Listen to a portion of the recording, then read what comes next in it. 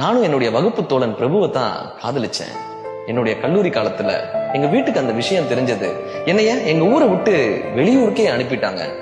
பிரபுவை கூப்பிட்டு மிரட்டெல்லாம் செஞ்சாங்க.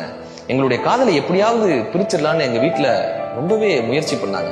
நாங்க 2 பேரும் பார்த்துக்கவே இல்லை. வருஷத்துக்கு ஒரே ஒரு முறை மட்டும் பார்த்துப்போம். எங்களுடைய கண்கள் மட்டுமே சந்தித்துக் கொள்ளும், எதுவுமே பேச மாட்டோம். கண்கள் மட்டும் சந்தித்துக் கொள்ளும். நாங்க 2 பேரும் காலம் பூரா காத்திருந்தோம். ஒரு 7 வருடம் கழிச்சு எங்க வீட்டுல மாப்பிள்ளை பார்க்க ஆரம்பிச்சாங்க.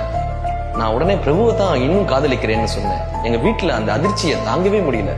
7 வருடம் கழிச்சு இன்னுமா பிரபுவை காதலிக்கிறேன்னு கேட்டாங்க. நான் சொன்னேன், 7 வருடம் இல்ல, இன்னும் 7 வருடம் ஆனாலும் நான் பிரபுவை தான் காதலிப்பேன். 70 வருடம் ஆனாலும் நான் அவனைத்தான் காதலிப்பேன். 7000 வருடங்கள் ஆனாலும் நான் அவனைத்தான் காதலிப்பேன்னு சொன்னேன்.